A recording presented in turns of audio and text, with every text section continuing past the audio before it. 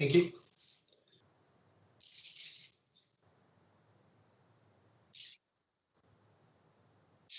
Lovely. Thank you. Welcome everybody to the meeting of Amenities, Land and Property. It's Wednesday, the 2nd of December, 1 p.m. Welcome to members of the committee and officers and anybody that might be watching. We'll start off with agenda item 551/20, which is declarations of any disclosable pecuniary interest, please. Do any members have any interest that they wish to declare?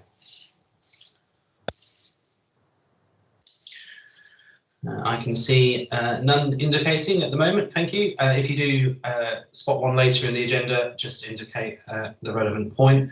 Item 552/20, do we have any apologies for absence, please? None have been received, Chair. Lovely, thank you. Okay. Next one is 553/20 is the minutes. These are the minutes from our 4th of November meeting, which were approved by full council at the end of November. Are members of the committee happy to approve the minutes, please?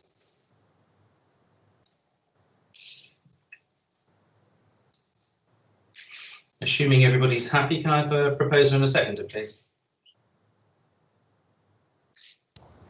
Happy to propose. It's Dave Hodgkinson. Thank you, Dave. And somebody wishing to second? I'll second them, Terry. Brilliant. Thank you, Dennis. You're welcome. Okay. So we'll move straight on then to 554/20, which is the review of budgets. Alan, are you going to introduce this one for us? Thank you, Chair. Thank you. I think, as members of the committee will know, when we put together the budget, and took it to finance, there was a double-digit increase in the precept. Finance committee asked us to refer it back to the various committees, and that process has started. What we did as an SMT is we sat down and met and looked at certain proposals that we could make to the committees to consider, and what we have in the summary sheet is the outcome of that. The original budget for ALP showed income of 47,750, an expenditure of 156,965. After going through our SMT process, we left the revenue unchanged at 47,750, but we reduced the expenditure down to 128,240, and that was just really a suggestion for this committee to consider and to put the discussion into the open. I'm trying to. This is the income side, and I'm not going to focus on that because there were no changes there from the original budget that was approved. But if we have a look at the expenditure side,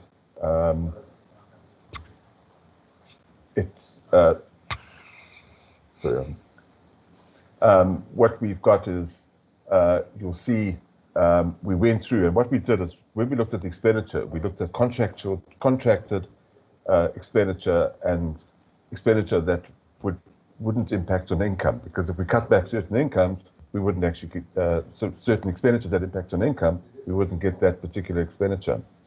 So what we've done is put these proposals out. They have been circulated to all councillors and all committees so that the impact of that can be shown, and we've put some explanations there. Would you like me to stop at that point and take comments, or? Yes, I have got hands up from Jane. I was going to invite you to comment, Jane, as Chair of Finance. So not sure if you want to do that first or if your comment is in that capacity, but over to you.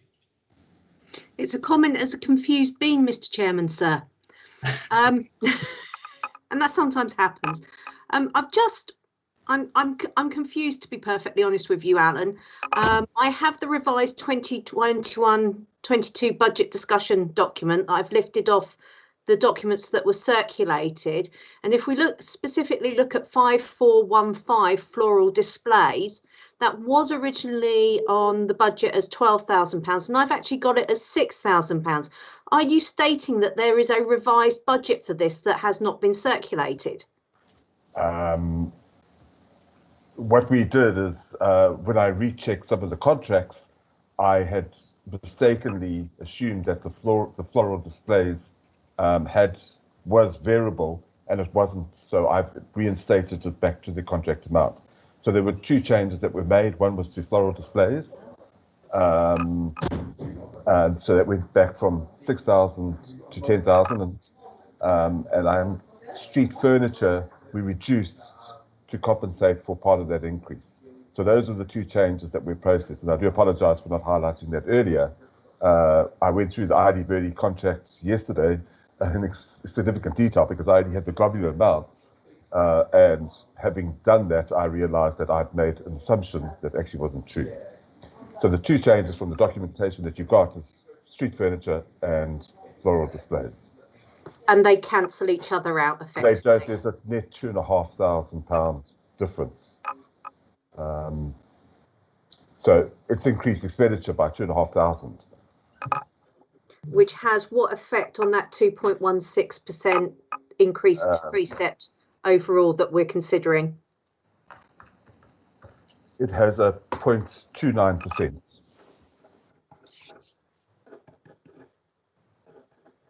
Sorry, just doing my sums. So it's a 2.45% precept increase that we're now looking at. Yes. With that adjustment at this point in time. Okay, thank you. Sorry, Chair. No, that's quite all right, Jane. Alan, did you wish to continue? No, I think it's just a matter of, having double-checked the various contracts. There's not much more that we could recommend as an SMT. So that's, like I say, I have nothing further to add on top of that. Brilliant. Okay, thank you. So I invite members of the committee to either ask questions or comment on the budget. And as confirmed, the most up-to-date version is the one that's on the screen. So if you'd like to indicate in the chat if you'd either like to ask questions or make comments on the proposal that you see in front of you, please.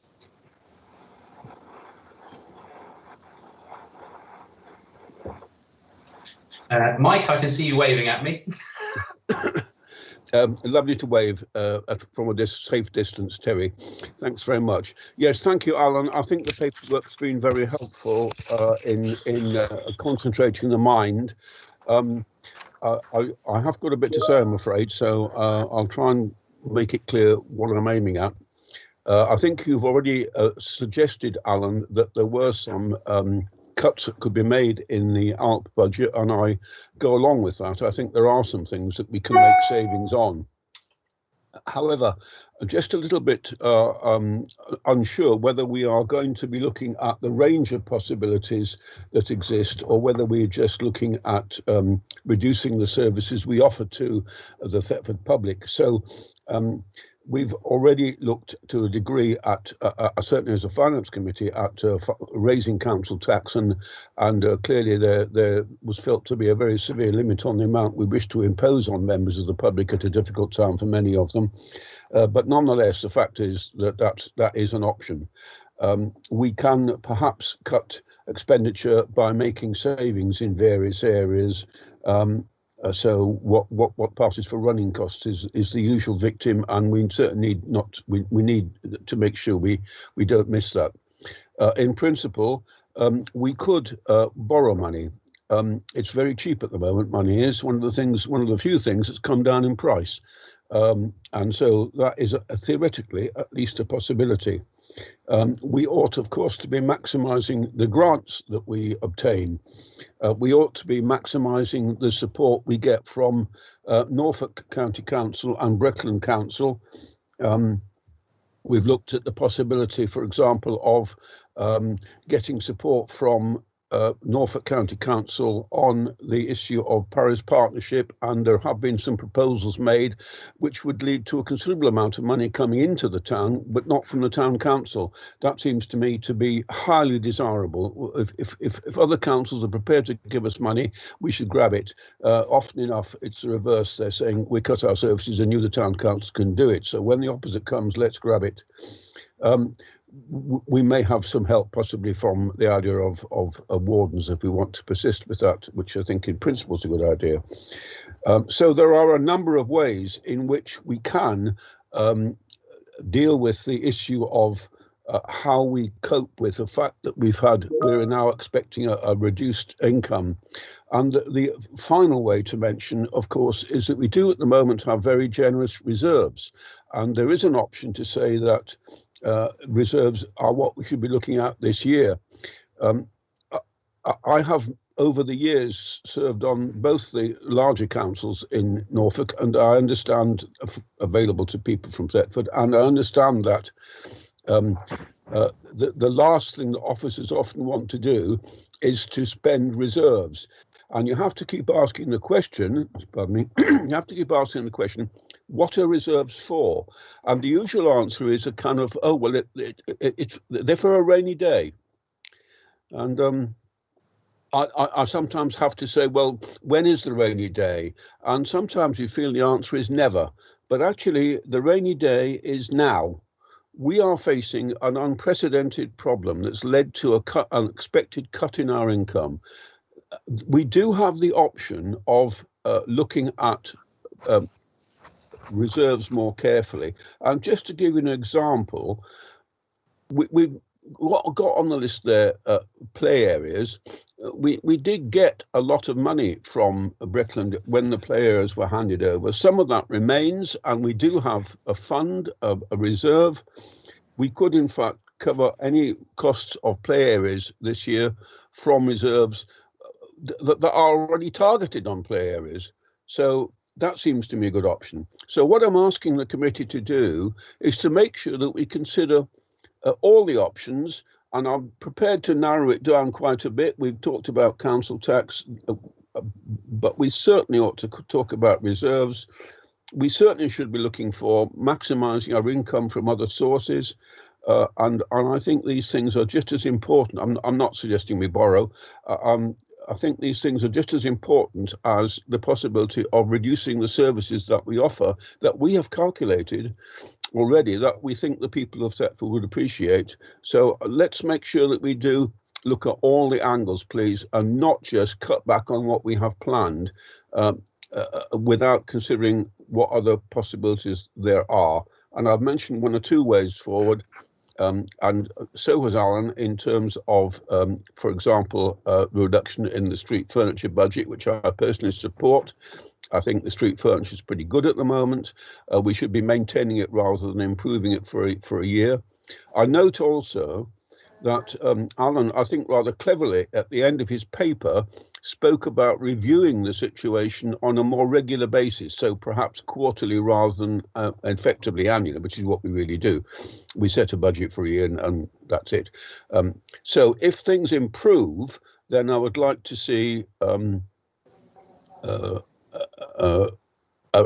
reviews done on a regular basis, so that if we do have to make any cuts, we can see how things are going, both in terms of the need and in terms of the possible cash flow and so on. I do appreciate there's a problem with cash flow. We can't simply ignore that, but I do think we should be considering a whole range of possible ways of maintaining the services that we would like to offer to the public of Thetford, including, but only to a very limited extent, a minimal rise in council tax. So that's my threepenny worth.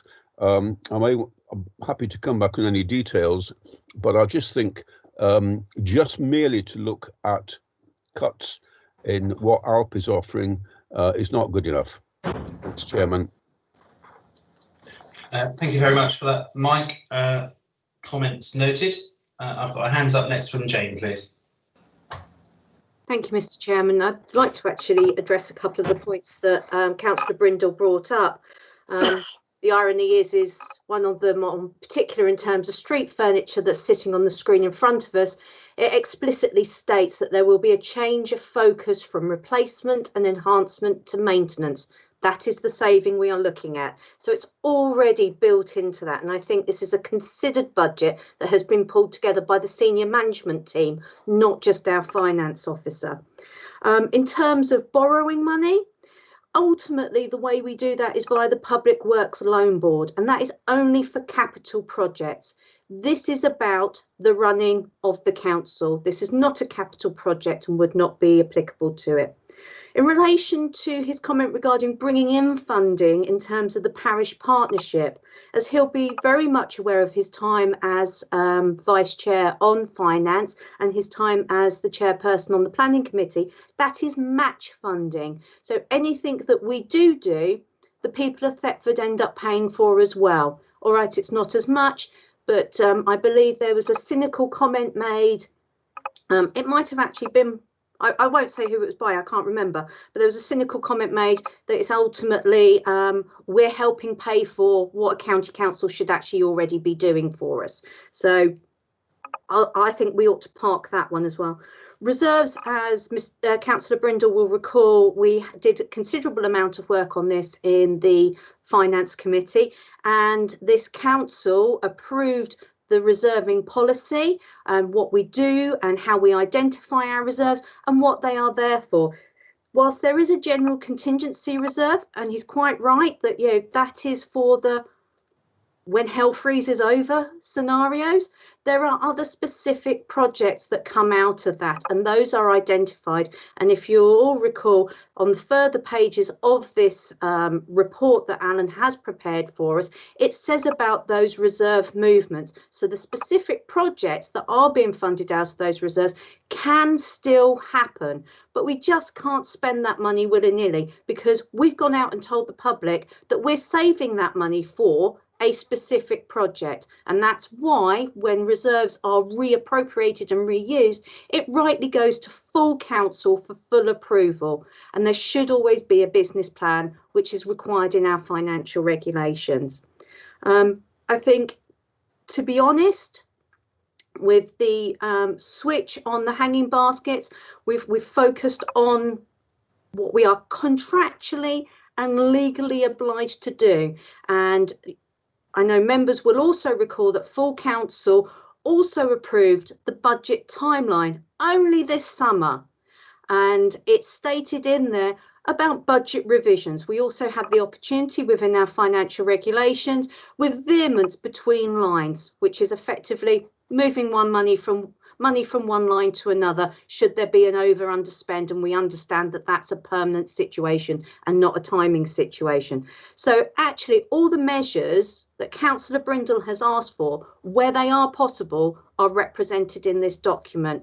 And I would suggest that this document right here, right now, is the best fit that we can get. And I would suggest that some of the projects that we were looking to do in year and not take from reserves, we're looking at deferring. We're putting them off for the year because we're not exactly sure what's coming down the road at us. To quote Boris Johnson today, let's not get our hopes up too soon, and let's not hope for too much too quickly. It's going to take time. Thank you. Thank you, Jane. I've got a hands up from Chris. Just before you go, Chris, if members do want to contribute, if you could indicate in the chat function rather than raising your hands. The danger of raising your hands is I struggle to keep them in the relevant order, whereas if it's hands up in the chat, I can actually take them in the order that they come. So Chris, I've got a hands up from you next, please. Yeah, I tried to find a chat, but it seems to have disappeared on my iPad, so I had to stick my hand up. I'll let you off. Just an observation, one of the things we do that has a great effect with the public is the small grants. I must admit, I'm really disappointed to see that halved. That's one of the things that has a good influence with the public, gives us a good feedback, and in some cases it can be a lifesaver. And I'm really disappointed to see that. Is there no way we can not do that without penalising too many people too much? Okay, duly noted, Chris. I'm going to take people's comments and suggestions and then come to a decision once we've heard from members. I think that's the fairest way of doing this. Are there any members of the committee, please, that wish to make any comments? If you could indicate in the chat, please. Terry, I'm having problems finding chat. I've got everything else at the moment, so I'm a bit frustrated because I would have liked to reply to what Councillor James said. Okay, Mike, I don't see anyone else indicating, so I'm happy to take it. Sorry about that. Just seemed to have lost the icon for some reason. And that's why I was putting my hand, there is a hands up icon which I've used. So I may have to rely on that, Terry. Sorry about that. Yeah, I just appreciate what Jane said. And it's important that we don't run away with any idea that this is an easy fix, just to say, for example, let's raid reserves. Actually, I didn't say that, and I certainly didn't use the word willy-nilly, and I think it's a bit regrettable that word's been used, to be honest. No one suggested that so far. The only example I gave was actually play parks, where we have got specific reserves. So I think it needs to be done in a responsible way. My concern is that it does appear that the cuts seem to be falling quite heavily on ALP, and I just wonder whether that's a reasonable way of going about things. If I'm wrong about that, then perhaps Alan could explain that other committees are also facing difficult decisions. But I think a lot seems to be expected of this one committee, which is, I think, because of its nature, quite forward-looking. It tries to do things that make a physical and obvious difference to improving Thetford, and I think that's important, particularly at a time when people are feeling the need for improvements and getting on better. So can we just do it fairly calmly? I can't honestly recommend following Boris Johnson's advice. Months and months ago, it was going to be over in 12 weeks. I think we need to make up our own mind without being too influenced by national figures of any description. Terry, I'm a bit concerned about this. I think we're finding it difficult to look at the various options. I just feel that, please tell me if I'm wrong, that ALP is being asked to give up quite a lot. I wonder whether it's an appropriate amount, or we've got an amount in mind that ALP should be giving up of its target expenditure. Thanks. Thank you, Mike. I am noting all of the comments and suggestions. I'm not going to respond to them individually, otherwise we'll go back and forth. I'd much rather hear from members on what's been presented and then take a decision at that point. So the next person to indicate is Stuart Wright, please. Thank you, Chair. I think in answer to Mike, that ALP being unduly, I think that all committees are going to be have their wings clipped somewhat because of the nature that we're in. We had them this morning, and I think we covered there some matters which we probably would love to have done, but no finances available. And obviously, Alan's correct in taking the prudent view on the income and the way forward. So we set this budget, but I am hopeful that post Easter we can start to emerge into a slightly different world. And as things come available, that we can, use any further income to push forward the things that do make a difference to people's lives. I'm very conscious of the reserves factor and the need to use them wisely, and I do hope that we will think about things as they come up. The parish partnership is obviously one example, but other match funding issues that will no doubt rear their heads during the course of the next 12 months. And we do have some general reserves there, and rightly so. It's good to have the reserves there for that rainy day and to draw down other income. So I'm hopeful that we can set this budget as our worst case scenario, with a mind that come 2 months in, that we start to see some light at the end of the tunnel and not the oncoming train that we've had for the last 12 months. But I think we've got a job to do. We've got to set the precept, and I think we do need to probably raise the precept as part of this as well. But that won't yield all the money that we do need. So I think thanks to Alan and the team for putting something forward. It's probably the best answer that we can have. It's probably the perfect answer, but I think we need to be mindful that we do need to review things soon into the new year once we get a better handle on what's going on. Thank you. Thank you for that, Stuart. Mark, just to answer your question, there's probably a second slide with tree works on. They cover 2 pages in Alan's report, so I'd imagine it's just there you go. As if by magic, thanks to whoever did that. So the tree surveying bit is the top of the page there, so that is factored in. I've got hands up from Dave Hodgkinson, please. Thank you, Chair. I'd just like to support what Chris was saying about the small grants budget, I think it's regrettable that that has been reduced. So I would support that being reinstated. And just a quick question. Jane mentioned a reserves policy. I'm not sure if I've ever seen that. And I just did a quick search on the website and couldn't find a document saying reserves policy. It may be in the finance regulations, but I'm not sure. So I'd just be interested if I could be pointed towards that, where that is. And incidentally, I mean, I have a little bit of a crusade that I've been saying we need to have information a bit easier to find, certainly on the website. And perhaps we could have just all the policies in one place listed on the website so that we can have access to them quite easily. But thanks very much. That's me done. Thank you, Dave. Hands up next from Jane, please. Thank you, Chair. Just to support Dave, the amendment was processed in the Finance Committee. I believe it was in the summer. It was the meeting after we did the budget timetable, and might have been even September, and it was then ratified by full council at a full council meeting. Hope that helps. Okay, thank you for that, Jane. Are there any other members of the committee that wish to contribute, please? I can't see any other hands up at this point. I'll give you a chance to speak if you can't type into the chat box.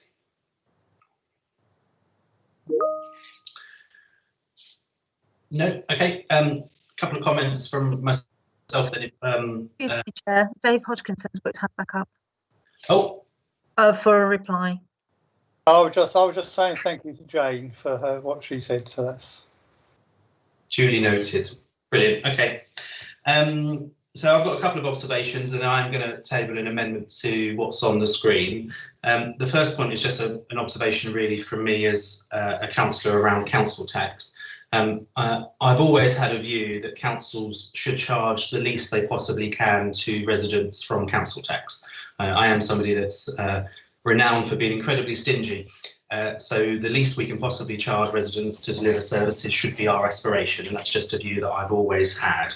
And this year, given that, or next year, next financial year, is an anticipation that we will lose a significant amount of income or have less income. You can't lose it if you didn't have it, I suppose. And therefore, there's an extra burden on council tax, and therefore we're having to cut our cloth accordingly, which is a sort of principle that I do actually support. It's a question of how you cut your cloth accordingly, which we can have a debate about, I think. I have some sympathy with Mike's view about reserves, because I can sort of hark back to 2008, 2009 when I joined the council, and we didn't have anywhere near the amount of reserves that we've got now. I don't think it's necessarily a bad thing that we've got reserves, but it's about needing to be clear on why they are there and what they can be used for, and to use them at the right time and in the right way. So again, I don't have an issue with using reserves proportionately and prudently, I suppose would be the right word. I also don't have a particular strong feeling against reducing some of our expenditure for ALP. I've made the point before that I think we should do less but do it better. I think we've been incredibly busy over the last few years, and actually a period of sort of consolidation and making sure what we do incredibly well is actually really important. The street furniture budget is a really good example, and I did suggest to Alan that actually, rather than installing lots of new street furniture, let's have a period of time where we clean and maintain our existing stock, and maybe look to move some of it rather than buying new bins. I happened to be on Spring Walk on Saturday, and within a very small amount of space there were 3 bins. They weren't full, whereas in other locations there's no bin at all. So it gives you an example of a sort of consolidation of our assets, if you like, rather than renewing and replacing them all of the time. So I have a couple of observations on the specifics, because ultimately that's what we are here for. So the first slide, which had the street furniture one on, I'm personally very happy with the reduction in spend there. I think it's essentially cutting it in half. Yeah, so that one's fine. Christmas lights we can't touch. is under contract, and probably we wouldn't want to all be labelled as the Grinch and remove Christmas next year. So that one's perfectly fine in my book. And similarly with floral displays, I am quite keen that we can't reduce that. The town centre is going to need a significant amount of support next year, and hanging baskets, I think, and floral displays is part of that. So I wouldn't want to see too many reductions there. I am going to propose 2 further reductions. One is around play parks. And my suggestion is to reduce that further from 15 down to 10. The reason being is we're already delivering this financial year a significant increase in play equipment with the new Viking themed ship that we're doing. We'll hear about that later, but that actually will take up the first part of the new financial year anyway. We've done a lot of work as a committee improving play areas across Thetford, incurred quite a bit of expense, so I don't think there is the need for that much budget. Yes, there'll always be reactive maintenance and repairs and stuff like that, which we don't have a crystal ball. But in terms of upgrades and that sort of thing, I don't see any on the horizon for the new financial year. And then I'd also like to propose that we further reduce the tree budget down from 13,500 collectively to 10,500. Again, as a committee, we've done a lot of surveying and a lot of physical works to trees over the last few years. Very proactive as a committee, going out there, identifying what the issues are and getting on with the necessary maintenance work. There's still a healthy budget, 10,500 after that further reduction.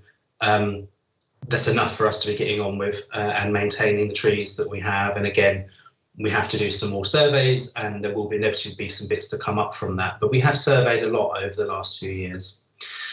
So they're the 2 further reductions that I personally would be happy with. The 2 which I would like to see reinstated is I hear Chris and I think it was Dave's comments about small grants. I personally wouldn't support a reduction in small grants. I would like to see that return to £6,000. And similarly, I do feel quite passionate about the river corridor in Thetford, and we only agreed last month that we would like £10,000 to be made available for the river corridor. Specifically, that would include the replacement bridges down by Ford Meadow, Gentle Meadow, and some other works along the rivers. Ironically, some of that might include tree work, and some of that might include street furniture work, because there's a lot of gaps of street furniture, particularly benches and bins along the whole of the river corridor. So in some ways it's moving that street furniture and a tree budget into a sort of river corridor budget. If my maths is correct, and I can see Jane busily writing down, so she'll tell me if I'm wrong, I'm sure. But Alan's total expenditure is 130,240. And my changes, if adopted, would require an extra £3,000 from the council, because it's 133,240. So that would be the changes which I personally would like to table. I think that's probably enough from me. I'm happy to take any questions, but I can see a hands up from Jane already, please. Apologies, Mr. Chairman. So just to clarify, so reducing the play parks by 5,000. Alan, are there any contractual obligations in terms of the ROSPA inspections that would be impacted by that change? And I've got a list of queries, so if you bear with me. The reduction in the trees, well, not actually the trees, obviously, because we don't want to do that, is 3,000. Sorry, I had that as 3,500. So 3,000. How much of that is required inspections? Because obviously I'm mindful that typically trees are inspected every 3 to 5 years. Is this a rolling programme that we have and that realistically we're committed to? And would that impact on that? And then, so I make that £4,000 increase. And therefore, because the 3 and the 3 cancel each other out. So yeah, 4,000. An increase of 4,000. Is my memory correct, Alan, that on about 0.5% increase that would impact on the precept. So if we had about 0.4% with the previous adjustments, we were on 2.45, so that would be another 0.5%. So we'd be now looking at a 3% increase to the precept. Apologies, that's very sort of off the top generalised calculations. But Alan, could you clarify, please? Sure, Jane. What we've, in terms of the ROSCA, I don't think that there will be an impact because we have quite a significant amount. We've entered into a contract for someone to do all our inspections. And like anything else, one hopes that there's not going to be anything abnormal that comes from that. We've been doing them all the time. So hopefully that shouldn't have an impact. In terms of trees, I had some discussions with Mark Webster yesterday. We haven't had our survey yet. And we cross our fingers when the results of that survey come out. They'll come out in April next year. This year, they expected it to be about 17,000. It turned out to only be 11,000. So, there's a little bit of a crystal ball gazing to determine what that amount will be. So, if we reduce it by 3,000, it might come out to that amount of money. I'm not too sure. So there is, an element of subjectivity. Regarding your calculations on the precept, it would be pushing the precept close to 3% increase. Thank you. Okay, does that answer your queries, Jane? Thank you. I've got hands up from Mark Webster, please. Yes, thank you, Chair. I was just going to clarify the point about the tree inspections, basically, which I think has been largely answered. But just to say, 3,500 is the fixed fee for an annual inspection, and they take place usually in the late summer and autumn of each year. So, as Alan pointed out, this year's has just been done, and we're just about to get the full costs through for what the tree works will need to be done for this year. So next year's is placed until September next year, so we won't know until halfway through the financial year how much tree works will need to be done. But just to point out that those are tree safety works. They come with a recommendation to be done within either 3 or 6 months, and therefore, really, whatever is decided today, those works will have to take place. And because we can't look forward into the future, we don't know what tree diseases are going to be sort of prevalent during next year. We don't know what the weather conditions are going to be like next year, putting the trees under more or less. Really can't be certain about how much work will be needed on the trees. So I think I'm just looking at Tina's just put in a comment on there, which I think you may be able to see. If the tree money is kept in the budget when the revised budget is done in the first quarter, if there's a surplus, this can be used for other projects. Yeah, as I said, we may not know until sort of later on in the year. Well, we won't know until later on in the year what the final figure for trees unfortunately will be. As I say, it's mostly during the sort of final 6 months of the year when that figures come in. But it's something you'd have to consider, that you may well end up looking at a larger figure than your budget. That's fine. That is noted. And similarly with play areas, we don't have a crystal ball to if every play area in Thetford was suddenly damaged overnight. It's a similar situation. If it's strong winds, the trees will be damaged, unexpectedly. So as with all things, we are going to have to keep monitoring it, but it's all best guess for some of these things. Unless they're under contract, they're nice and easy. We know exactly what they are. Are there any committee members, please, that have any questions or comments either on the original proposals or my suggested amendment, please? Chair, I can see Chris Harvey's hand up. Oh, sorry, I couldn't see that. Yes, Chris? No, that's still there. He hasn't gone away yet. But Just constant waving. Thank you, Tina. Thanks, Chris. Okay, I don't see anybody else indicating. I'm happy to be brazen enough to propose my suggested amendments to the budget if somebody would like to second, and then we can take a vote on it. And if that doesn't pass, we can vote on the proposals from Alan. Is there a seconder for my amendment, please? I'm happy to second that, Chair. Thank you, Dave. We haven't got Chris Crimmen today. Tina, what's the best way to do a vote? Can you set one of them things up in the chat, or do you just want to call out the names? Okay, well, what I'm going to do first, Chair, obviously, following on recommendations from previous meetings. Could I clarify what the actual recommendation is, please? Yeah, so that somebody has very helpfully put it on the screen. So the one that's on the screen is actually my suggested amendment, which is essentially a greater reduction in play parks and trees, reinstating the money for the river corridor in open spaces and returning small grants to the original budget. So that's 2 up, 2 down. Okay. Is it a change in floral displays, which I don't think you mentioned? Oh, sorry. Yeah, well, it's Yeah, 2000. I think in the end I was happy with Alan's point. Bear with me. Let me just double check. Let's check against the original.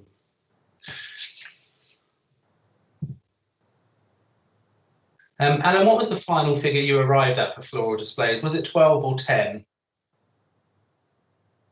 I think whatever you arrived at in the end, I was happy.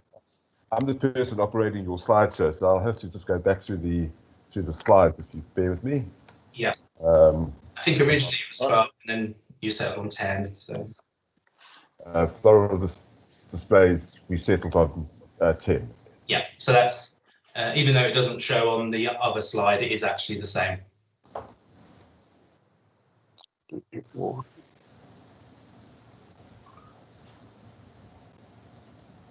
I think that's because 10,000 is the contractual amount, isn't it?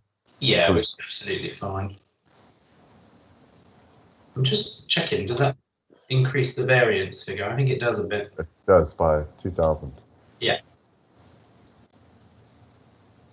Okay. So are you clear, Tina, on what we're proposing as an amendment? Yeah. And seconded by Councillor Hodgkinson. What I will do is I'll just go through people. I'll leave yourself to last, Chair. Okay. I'll ask people what they're voting. So, Councillor James. I'm against the amendment as tabled by the Chair. Councillor Crawford. Against. Councillor Canham. Against. Councillor Hollis. I'm against. Councillor The Brindle. amendment. Oh, sorry, Councillor Brindle.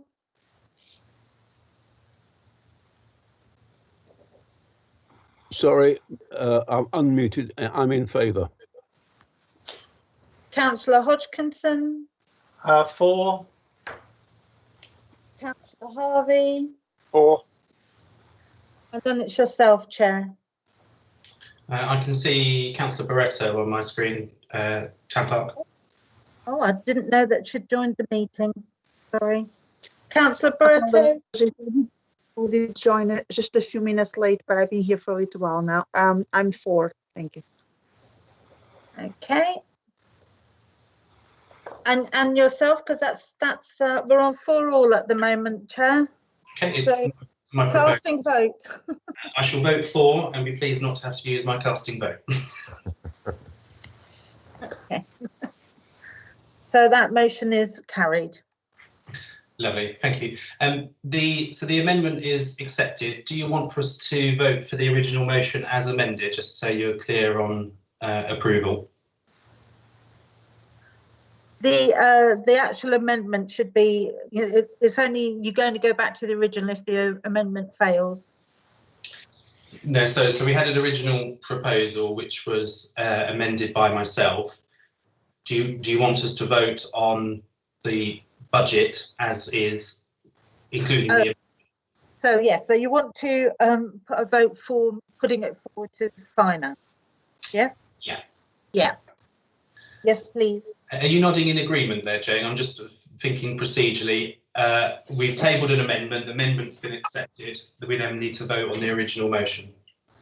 I'm thinking not, but obviously I am not a guru in terms of standing orders, although people keep referring to me like that. I mean, I understood that this proposal that has the amendment, which has now been agreed by this committee, was for the whole budget. I know the amendments were to the particular lines, but that was for the budget. That's my interpretation of it, but I'll stand corrected if necessary. So I don't have strong feelings. I just don't want to mess up procedurally. If you and the town clerk are happy, I'm happy to take it that item's resolved. Yeah, I think because they've voted on the amendment and it's passed, there's no need to do anything else. Yeah, I think the committee's intent was clear. Brilliant, brilliant. Thank you very much for that, everybody. And obviously that goes to finance and ultimately then comes to full council in due course. So thank you very much for the discussion on that. We'll move on, please, to back to the agenda. Item 555/20, action points and updates, please. Yes, Chair, did you want me to just introduce the matter of the Viking boat? Yes, please. I think it's only one quick update this month, so let's have some good news about the boat. Yeah, basically just to say that following on from the discussion last meeting of this committee, the red colour was chosen, so it's oath green there, and so the company are now pulling that colour together with the sort of Viking motifs, sort of, axes and shields and things, which are going to be added on to the basic boat design to give it a Viking theme. So it does take at least 6 weeks for manufacture, and as I'll probably come back to later, I'm trying to coordinate this with the Castleback fencing and the trim trail potentially, so that we can sort of make best use of archaeological time on site, because they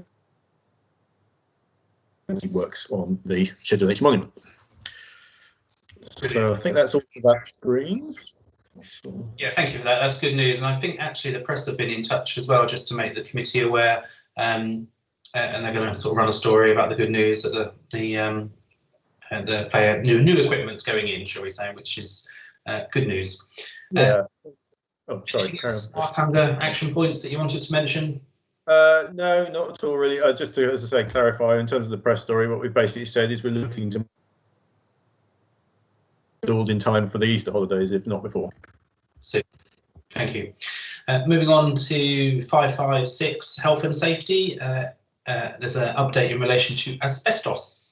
Yeah, basically. I don't know whether Roger wants to take this one, or I'm happy to just say that basically this is just a note, because this has been authorised as a health and safety measure. Asbestos quote for asbestos report's been received, and is now going to be sort of taken forward. Thank you very much. And in terms of process, once that report's completed, presumably it gets tabled at a future ALP meeting. Is that the process? I suppose that would be the case. Yeah, this is the first time I've had to deal with this, I'm afraid. So, yeah.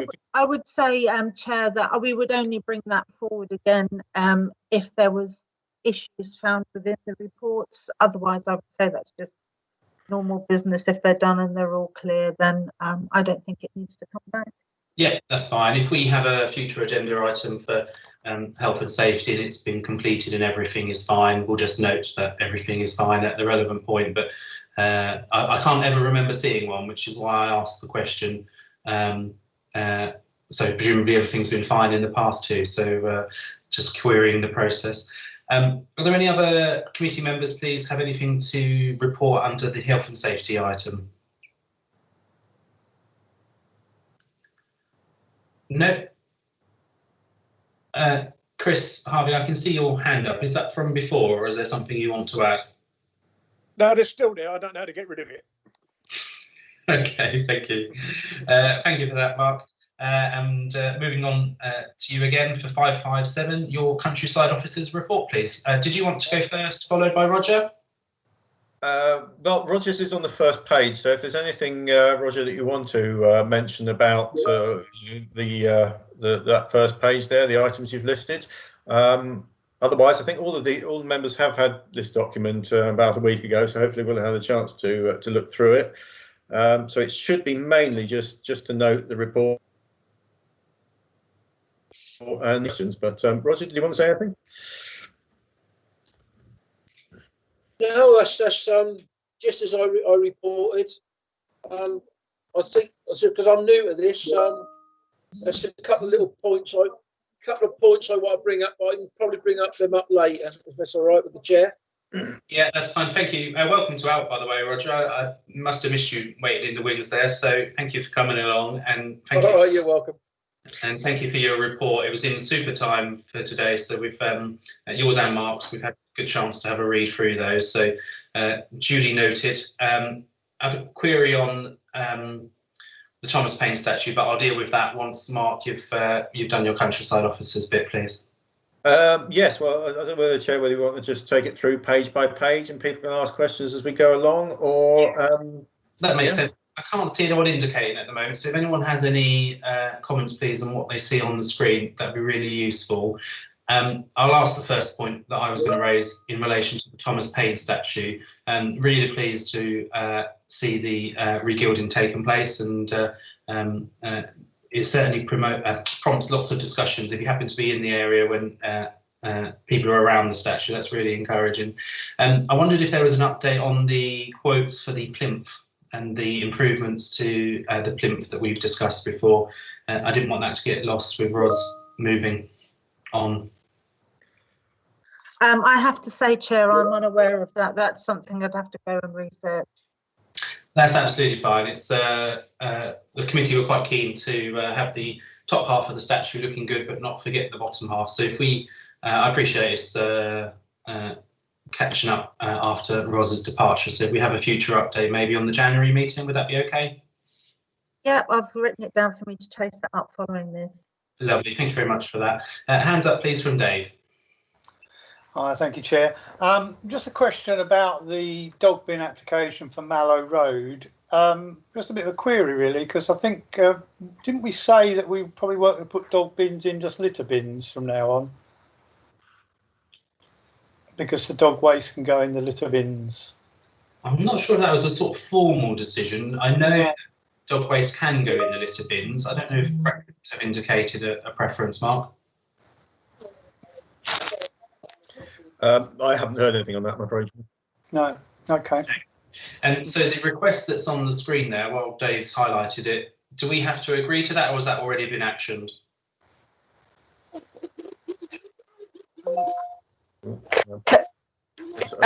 Terry, can I just butt in there? Sure.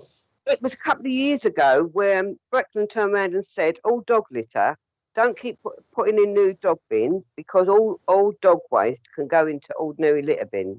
Yeah. That was from Breckland. Yeah, no, I agree. Yeah, that's what we was told. What Dave's asking is, we've had a request for a dog bin, but perhaps if it's relevant, we should consider putting in a general bin in that location for that very reason. I think that's what the question is. Yeah, sorry, I got kicked out. No, that's not sorry. We'll take that one offline, I think, and I'll have a chat with Breckland. Yeah. Can I just add in a supplementary on that? Can we push for the stickers to go on the litter bins to say that they can dog waste can go in them? Because I think a lot of residents don't realise that. So that's me. Thank you. Thank you. We'll note that in the action points for the meetings. I think that's a valid point. It's not common knowledge that you can put dog waste in the general litter bins, and that would help, increase the spread of places to put dog waste, which would be good. Thank you. I think, Brenda, was that your hand up? Was that point that you just made? No, it's another point for Roger. Okay, you're next then. Roger, the new sign, loving it. When we went down there and done that little photo shoot for when the men put it up, there was a problem at the top. Are we going to rectify that or not? What sign is that, Brenda? The new sign where the bells are, the church, St Cuthbert's. Yeah. Ros was saying that where the spire comes up, it's going to start waving in the wind. Do you remember? Yeah, we've got to sort that out. We've got to have a little look to see what's the best way to reinforce it. Yeah. Okay, lovely. But it's looking good. Right. Yeah. Thank you. Thank you for that, Brenda. And Stuart Wright, please. Thank you, Terry. Yeah, just for Roger and back to the Thomas Paine statue. Yes, great that it's gilded. Usual comments, people say, "Oh, why didn't you get it, the rest of it cleaned?" And so I'm very conscious that we do need to have a look at the bottom of it. Where the money comes from is another issue. But in the meantime, I think Roger did have some quotes that he was getting for doing the plinth repair. I think we need to just have a revisit about the idea of a railing, possibly just put skateboard inhibitors on the plinth, but also the cleaning of the upper part, which could be done before we do any repairs to the plinth. I know the green copper that's leached in, we won't be able to do a lot of it, but there is some moss type lichen growth on there. And talking to the guy who did the gilding, he was suggesting that having a word with the stonemasons to what is the most appropriate way of cleaning it. It might be soft soap or one of these soft sprays. We definitely don't want to pressure wash it because it will take the surface off and damage the wording even more. But I think in the meantime, if we could just get some of the green growth taken off before we do the plinth repair, would again enhance the image of it. But thank you. Thank you for that, Chair. I'm sure that's noted by. Mr. Chair, can I come into that? Yeah, of course you can, Roger. Yeah, still, we did talk about that. If we get in touch with the stonemason perfects, they've got a machine. What does they come up the cemetery and clean gravestones, and that'd probably do that as well. So do the committee want me to get in touch with them? I think if we get a price, I think it'd be useful, Roger. Yeah, well, I can get him in and give a price and give him a price for the bottom of the statue as well. Yep. That'd be lovely if you could do that, Roger, and we'll have that as an agenda item for January. All right, yeah. What we were hoping for, just in case you're not aware, is obviously February is the anniversary of Thomas Paine's death or birth. I can't remember. I always get them the wrong way around. So we were hoping that the regilding and the plinth would all be looking good by February, basically. So if we progress that, that'd be good. I've got my hand up again. This is a new one. Perfect. Thank you. I've got two hands up. I'll take Mike first because I think he was first, followed by Chris, please. Thanks very much. Excuse me. Thanks very much, Mr. Chairman. Sorry about this. I'm suffering from Brenda's problem. I got chucked out because I tried to find chat, and I just at the moment I just have no chat mechanism at all. So that's why I've had to resort to hands up. So apologies. It was really a general comment on the countryside officer's report. Take it now, if you will. Just to say thank you very much. It's a great report. I'm glad to see things are going on. I think I've sat under the Tom Paine statue several times to have a coffee, and it's very noticeable that it certainly is attracting huge attention. Hardly anyone can get past without commenting. Eventually that'll die down as the same people come back, but it's really a bit of an eye-opener just how well it's come up. I think the short-term solutions that have been suggested, and thanks for that, Stuart and Roger in particular, are great. Maybe long-term we need to look at whether we could ever afford to put hard rock plates across round the side so it gives it a marble finish, because that does last so much better. I mean, Roger mentioned the gravestones. If you go through looking at the gravestones, you will see that those that are soft stone weather very, very quickly. Those that are marble or another hard stone last marvellously. So it might be a long-term plan to look at whether we can encase the existing plinth in something more durable.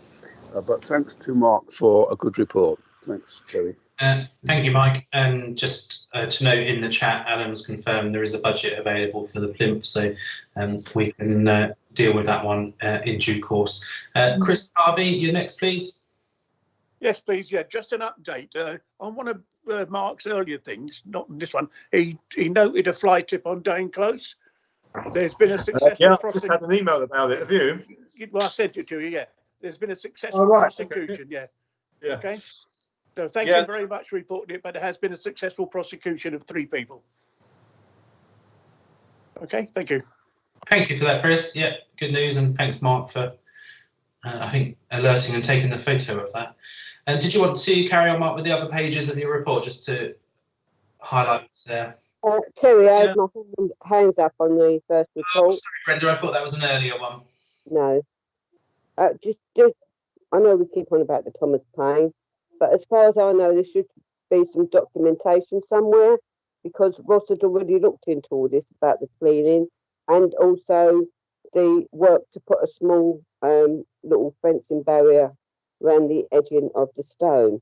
So I don't know where that documents are, but she was telling me just before she left. So whether that's what the 5,000 was for, I don't know. It also coincided with the King Street Square fencing. So whether it was the same person she was talking to, I'm not sure. That's fine. That's useful information, Brenda. Thank you. I'm sure the town clerk's noted that. Okay, I don't think I missed anyone else. So, Mark, pages 3 and 4. Yes, so just to mention, we've been out on the common again today with the volunteers. They really are a super bunch. We've been clearing lots of gorse in the areas with the blue circle on your map, and then contractors will be starting. We expect before Christmas on the red area, or the top red circles there on your map. So as I said, we will be putting out more information about this as we go along. But just to be aware, please, that the will be on site in the area, sort of clearing some of the trees and dense scrub in those areas. Any questions on that, or shall we next page? I don't see anybody indicating, so next page. Could I just say something? Yes, go ahead, Brenda. I think because of the volunteers that Mark's had this year, it'd be a nice idea if they got a Christmas card from the mayor. Yeah, we're on the case. Yeah, I've given it's Carol or Carrie now, but I have handed over a list. So yes, the mayor will be getting on. Lovely. Writing lots of extra Christmas cards for the volunteers. So yeah, definitely. So yeah, Ramsey Close, it's just worth mentioning that the little pond has gone in there. We were able to recycle a container, a watertight container from an abandoned allotment site and some fencing that had been sort of dumped to one of our sites. So we managed to make a really nice little enclosure with a wildlife pond there. The fly tip, I think you're aware of, so really nice to get some feedback from Bretland, actually. So thanks to their officers for letting me know what actually happened, so that, when we report things like this, it's really nice to know what the results are. Tree matting on any of the other sites, just apart from the tree planting will be starting. We've got schools and a company, Kia, and our volunteers will all be involved in that before Christmas and beyond. Thank you for that. Anyone got any questions on the final pages of Mark's report, please? No? Super. Thank you, Roger. Thank you, Mark, for all of that. Really positive, good news for the council, and keep up the good work. Move on to, oh, sorry, Jane, missed you there. Was that on Mark's report? Yes, it was. Sorry, I took myself on and off of mute about 3 times. If going back on the trim trail application, have you now got all the information you require? Right. Well, only time will tell on that. As people may know, and has been discussed in planning and as well as ALP many times before, the trim trail, the latest is that I have submitted all that information that I was able to gather. Mention of supporting our planning application for the new site. We having met with Historic England on site and having agreed an area of the park for the trim trail to go in. We were somewhat surprised to get an objection from them in effect, but they were basically asking for further information on the heritage importance of the site and sort of health needs.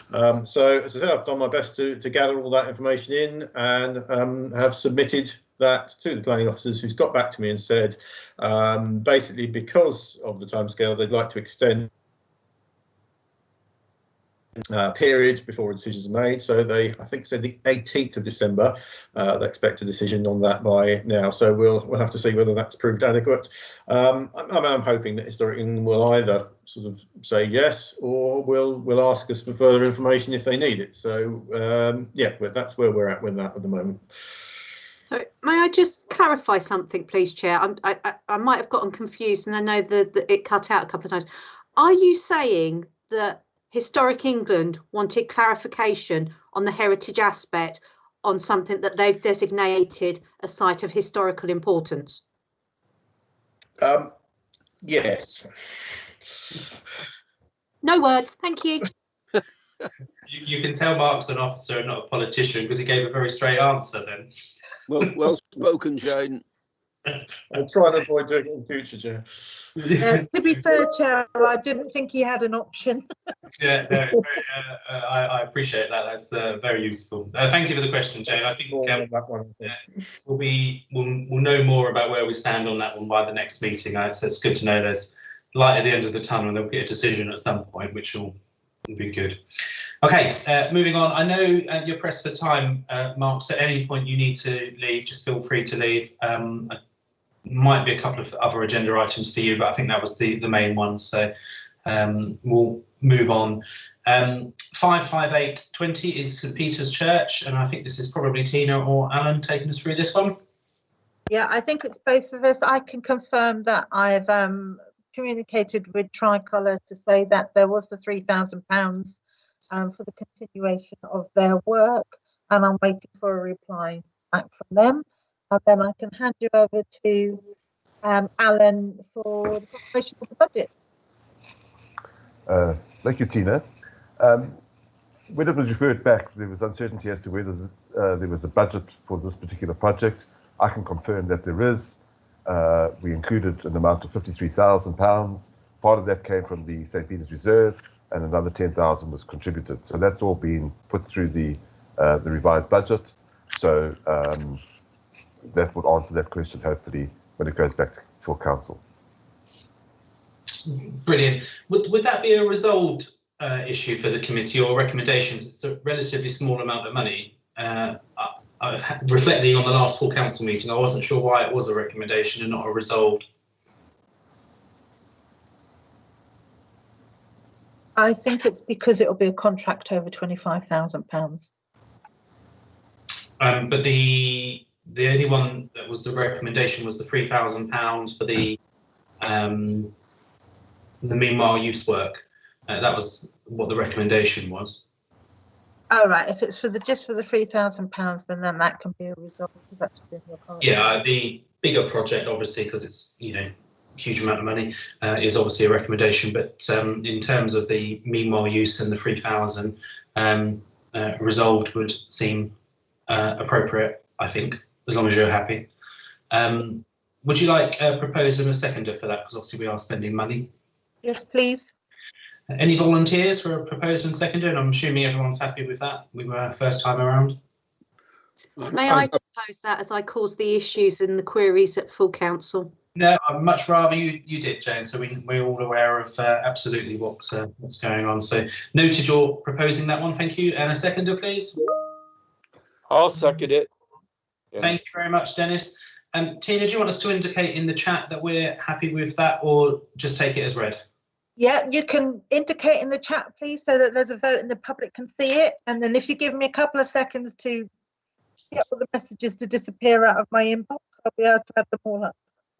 Okay, so you're being asked in the chat to indicate if you're happy with the £3,000 being spent on the meanwhile use strategy, which is basically the company can do some work on our behalf and submit some funding bids to take St Peter's Church forward, is what really the proposal is. So if you could agree or not in the chat, and while I do that, something beeped. Mike, have you got your hand up to raise? I've got my hand up because I'm unable to access chat, and I'd like to support the proposal. Duly noted, thank you. I can't do chat either, but I obviously support it. Thank you, Chair. Thank you, Dennis. Who are we missing? Carla and Brenda. Yeah, and Chris. Carla's abstaining. Duly noted. Thank you, Carla. Sorry, I got kicked out. I've just come back. I accept it. Thank you. Chris, you're the last one for a full house. I'm afraid I've disappeared, so I have no idea what's going on. Sorry. Is that to read this thing that's on the page now? The recommendation for St Peter's Church, yeah? Yes, £3,000, yeah. the recommendation, Chris, is that you pay the bill. Is that okay? Sure, it's not a problem. I'll have to cut the Weiss wine bill down, but yeah. Okay. Only by half. Sorry. I think you've Sorry, got is that- Can I just confirm that's a yes, please, Councillor Harvey? Sorry?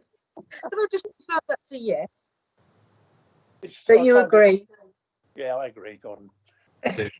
I think you've got enough in favour there, Town Clerk, so that one's carried. Thank you very I much. think the only person we haven't spoken to is Councillor Hollis, or has she been kicked out of the meeting?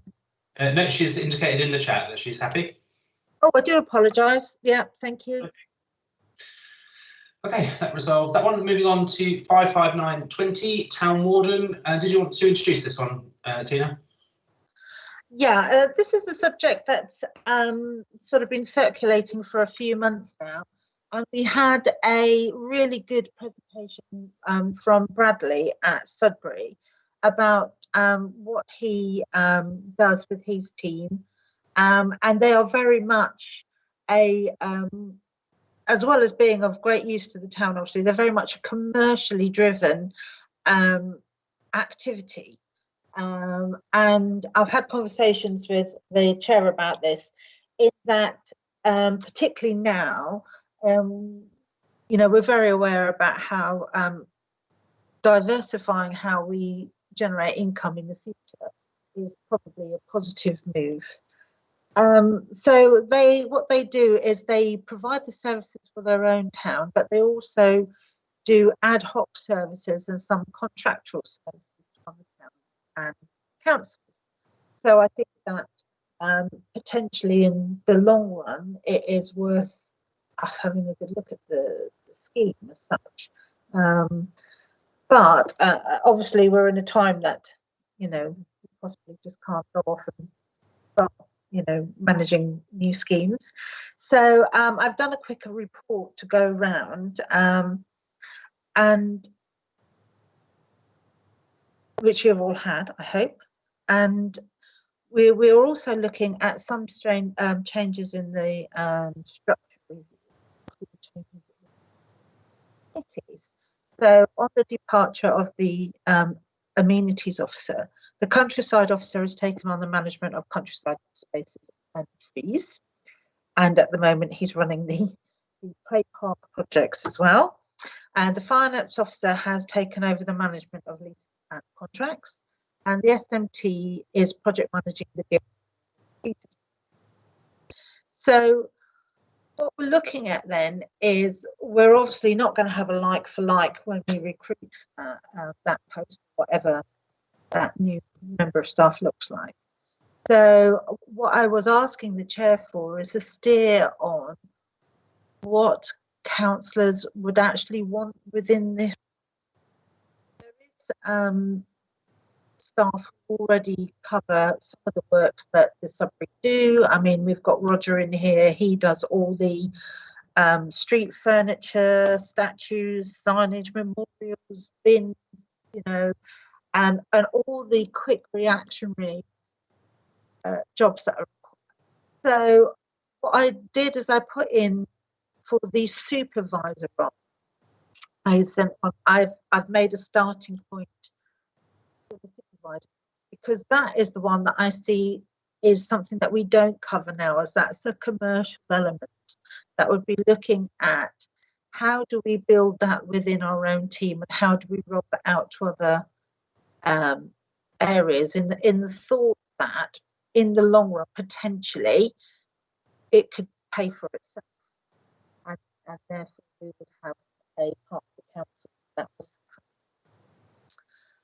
So there are areas within the scope of amenities, and as we've said, that's the reactive works, raising to concerns by the public. I think we've done very recently with the help of councillors on the street furniture, streetscape. We are currently for the part of the confidence campaign, we are cleaning the bins and benches in King Street and Town Centre for daily, so that, you know, people feel safe and confident to come back into town. Managing the toilets is obviously part of the committee's remit.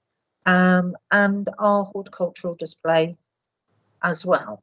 So it's really taking into account what we already do. What do councillors envisage for this town warden team? Because I think it would have to be more than one person. Otherwise, you're going to have somebody go on annual leave, and you have a warden for several weeks a year.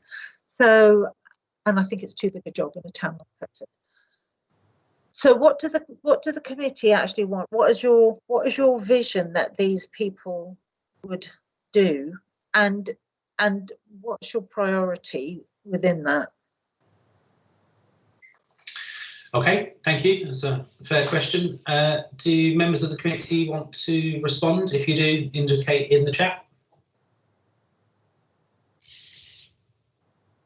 Got hands up from Chris.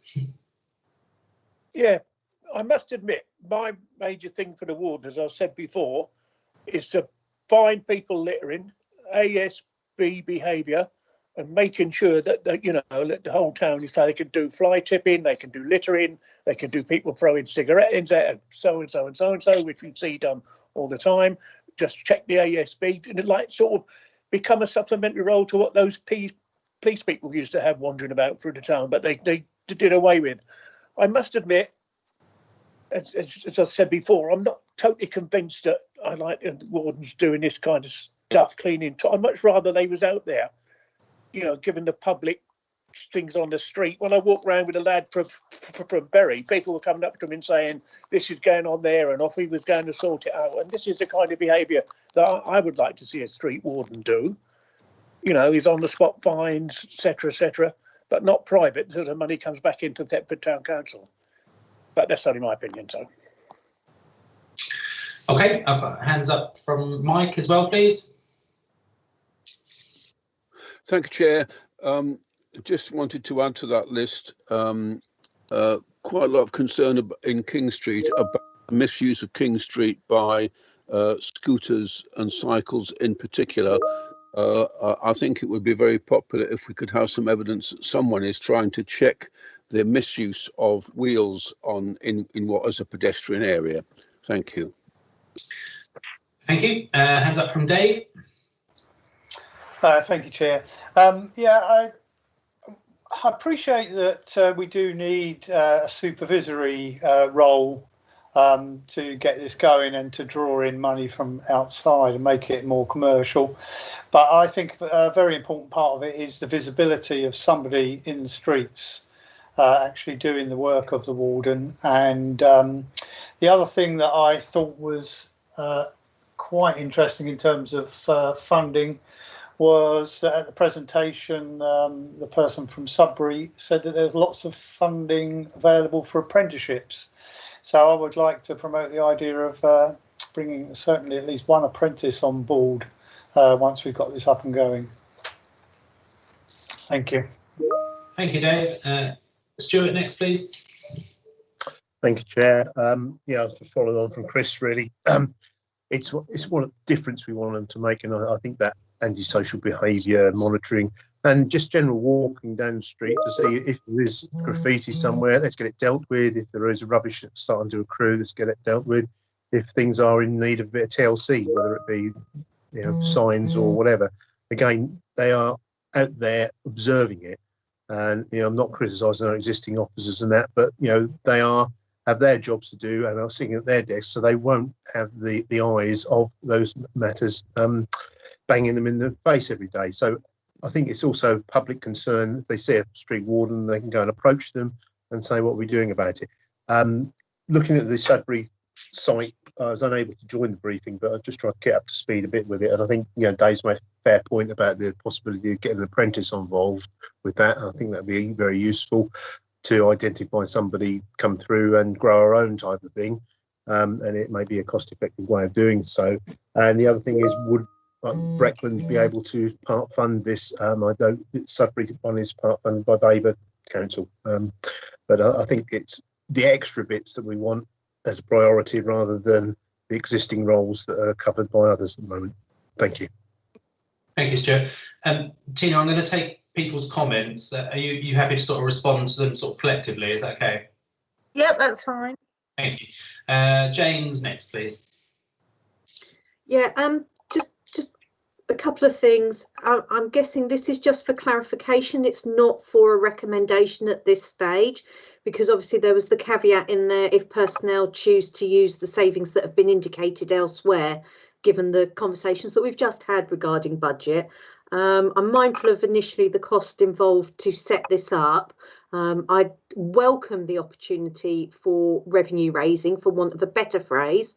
Ideally, I'd like this person to not be revenue raising, because that means to say that they're not handing out fines, which would be far preferable, but we live in the real world.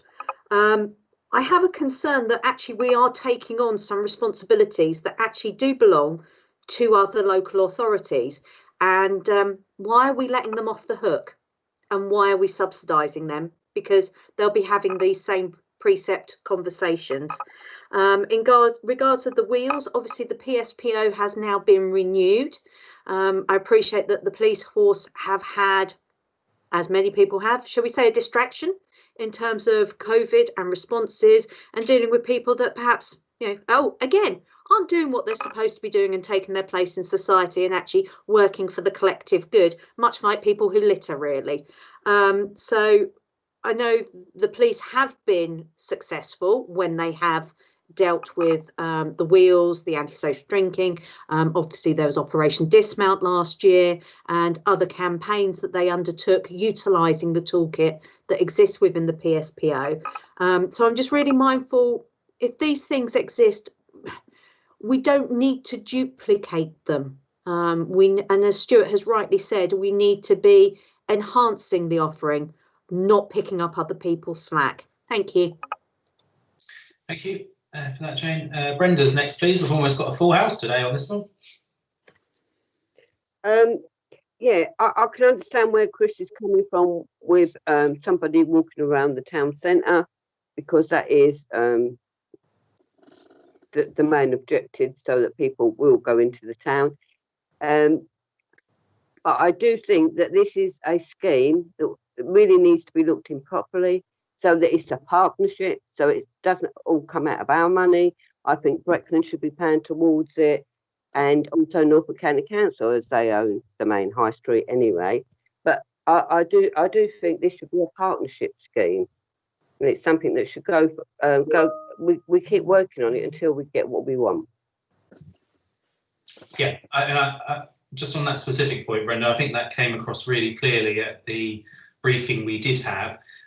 Their scheme now is very different to how it started, because it evolves over time. I think that's what came out for me at that briefing. Jenny, you're next, please. Thank you. I did put a comment in.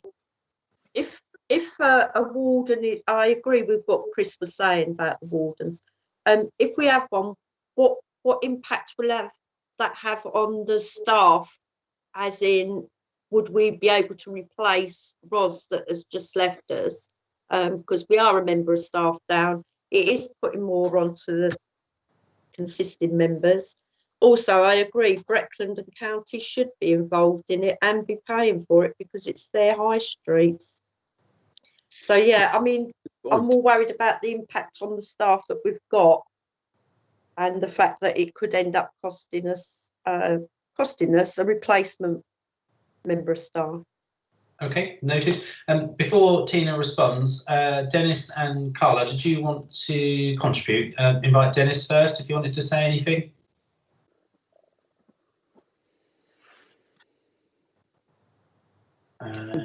Yeah, sorry, I got kicked out quickly then. Yeah, well, I've been listening intensely, and I'm most absolutely in favour of what Chris is saying, that a warden must be out seeing and doing things that help improve our social behaviour in Thetford. And I would totally agree with most of the councillors what they're saying so far. Thank you. Thank you, Dennis. And Carla, did you wish to contribute at all? Let's just make comments similar to Dennis. I've been listening, the different aspects of the advantage or disadvantage of any award, and I do agree that it would be good to have somebody, sort of policing in a way what's going on, make sure the areas are tidy and things are kept in a good standard. However, I do take the point that Jane made. There are already systems in place to sort of patrol those sort of things. There are other organizations that are responsible for the upkeep of the areas or to issue fines and things like that. So it really is about finding a job specification that doesn't overlap with something that is already being provided and saving a few bucks in the process. But I'm in agreement with it. Thank you. Thank you, Carla. So you've got a range of comments and a couple of queries there. Tina, would you like to respond to them? Yeah, I'll start on the actual job spec first. I didn't put a great deal in enforcement because obviously if we want to do enforcement, that is something that we have looked at before, and why we didn't do it was the bearing of the financial legal costs. Because I think previously we were going to look at doing something with district, and I think what happens in other places who have them is that district, all the money from the enforcement goes into district because it's them that holds the legal part. So I hadn't really gone down that route, but I mean, I will go away and find out more about that because I'm not really equipped with enough knowledge on that yet. So I'm taking it that nobody really wants to move down the commercial avenue. It's more about enforcement. Okay. Is it going to cost us staff? What we have to remember is there is still a significant portion of Ros's job that has not been moved to anybody else permanently, and it's a really, really important aspect, and that's the health and safety and the administration of the health and safety for the council.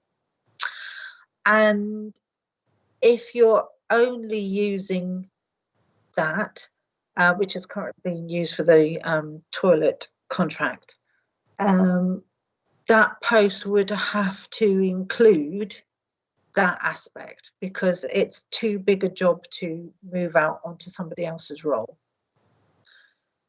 So there would have to be a review of that and of our needs around that. Would have to have a look at times and how much it would cost to perhaps get somebody for that job. It may well be that you're looking at 2 people here, because I'm not sure that we could combine the health and safety and if you want a person who's out patrolling and out and visible, I don't think that those 2 parts of the job would be compatible. But that is something we'd have to look at in more detail. As it stands, I would have put that this would have to be additional rather than just replacing the amenities officer. But I can't, that's only my first thoughts on it because I haven't been able to actually look at how much time enforcement would take. So that's more information I need. But I would suspect that those jobs are not compatible in one role. Okay, thank you. Have you got enough from the committee, a bit of a steer to sort of progress this over the next few weeks and months, or is there some more of a steer you'd welcome? I think I've put out the supervisor's role.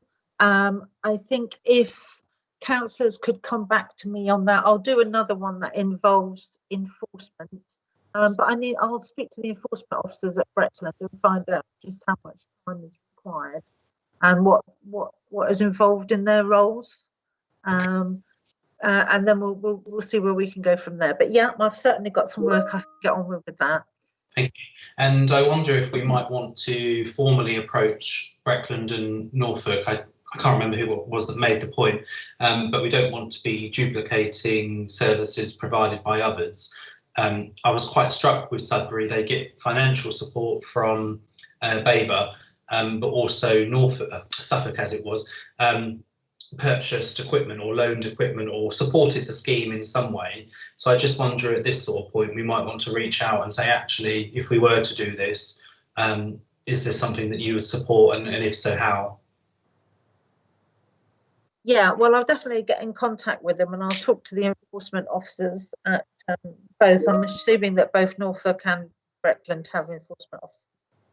And I'll start doing some research into that, and I'll catch up with you offline because I'm not quite sure when I'll be able to prepare this for. That's fine. I think Jane made the point about sort of timescales. I mean, we're not talking imminently at all. I don't think there's quite a lot of work to do with this. So, I appreciate it's not completely top of your list, I should think, which is absolutely understandable. Take Jane next, please.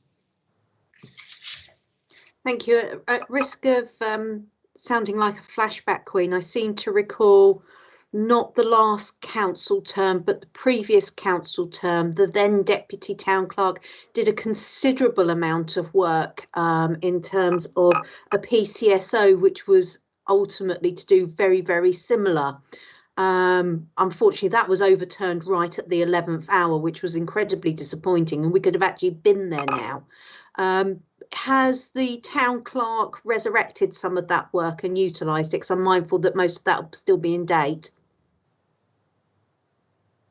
No, because I hadn't really looked at the enforcement side of things. I was just kind of looking at what we had already within our resources, in the hope that we could at least re-roll some of that so that we could move our focus towards the streetscape.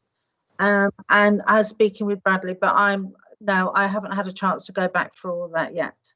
But I will do, because I know that there is quite a lot of work that was done, and a public consultation, wasn't there? So I'll try and retrieve the results from that as well.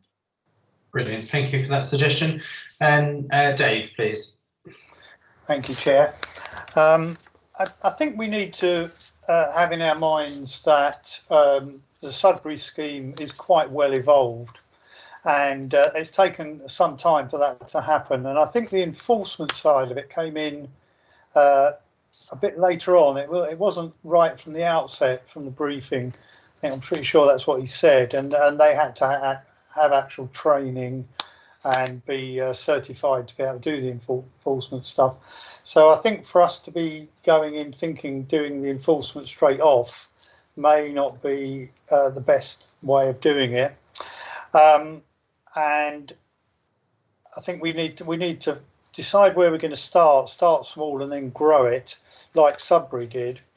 And just to come in a bit from what Tina said about funding, some notes I took from the briefing. Bradley said that there was that they had funding from the district and the county. There was funding available for community self-help groups that they were accessing. They were recharging to councils for specific works that they were doing on their behalf. And they were also looking for contracts from other parishes, and certain parishes buy in so many hours per week of their time. So those are some of the funding sources.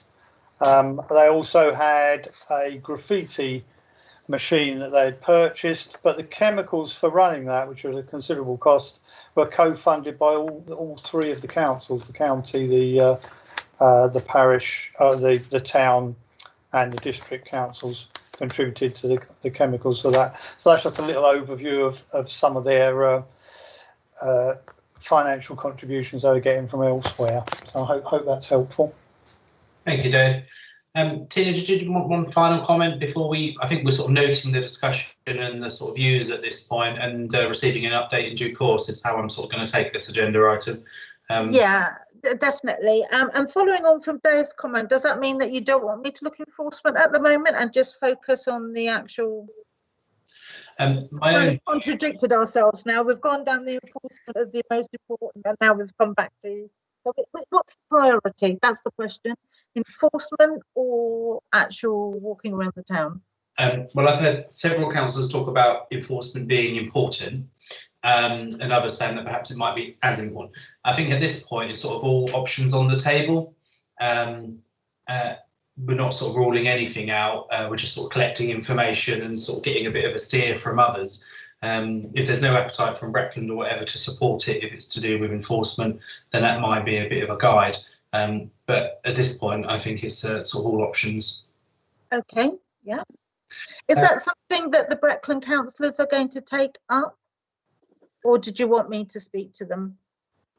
I think those of us that are Breckland councillors, I think we're happy to be involved and sort of support your efforts. So I think probably be the best way. Yeah, that'd be great. Thank you very much. Mike, I can see your hand up. Do you want a quick point before we finish this one? Yes, just thank you very much, Chair. Just to follow up, Jane quite rightly mentioned the PSPO, and I just wonder whether we should also involve the police in any discussions or requests for enforcement that we might have, because we have the law on our side and we have the PSPO to strengthen it, and we still have a great deal of problems with wheels. So and I think other people would say with other elements of the PSPO function as well. So is it right to involve the police as well, please? I'm not sure we would do that at this stage, because we're looking at something internal, and the enforcement is actually done through district. What we did, the other project we did was because the police at the time were going to contribute funding to it. I think that, you know, that possibly that boat has sailed. At the moment, Chair, the PSPO is failing. That's the issue I'm concerned about, that we need to somehow get it back on the roads. It doesn't seem to me that there's much evidence that the PSPO is achieving anything, very sadly, because the momentum was there, the enthusiasm was there, but it wasn't followed up. It's a lack of enforcement largely. Okay, thank you for those points. I'm happy if we leave it there, Town Clerk, and then we've had a good discussion, and then we'll get an update at a future meeting in due course. So I'm happy with that. Thank you. Thank you, and thank you for all the work you've done on it so far and preparing the report for the committee meeting. We'll move on to 56020, which is marketplace consultation. I think this was circulated in advance to committee members. We have seen it before. It's quite a detailed document because we had quite a lot of responses. Obviously, it's quite a sensitive subject, anything to do with the market square, so I'm keen that we tread lightly. Did you want to say anything by way of introduction, Tina, or are you just sort of happy to note any comments from members? Yeah, I think really to take comment from the members.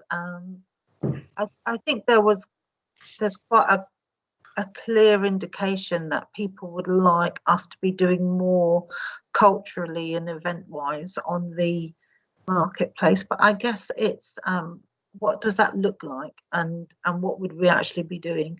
So yeah, I think comments from members is probably a good starting place. Thank you. Okay.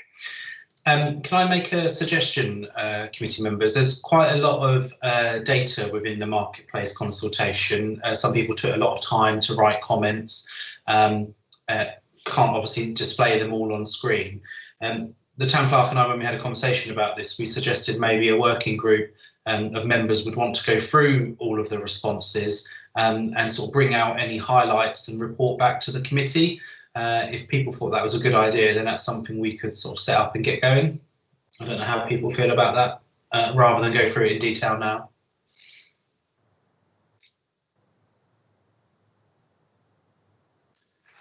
Well, Chair, I think that was a very good idea on your part, and I would like to take place in a working group with it. Thank you. Yes, that's noted. That's good. Stuart, please. Thank you, Chair. I think that's the right way forward. As you say, people are taking the time to give us a lot of feedback. Yeah. It'd be useful to digest that in a way forward that we can do justice to it. I did note there's a number of matters on there which we probably are dealing with, but again, we can just note they are being dealt with and give shaping our ideas.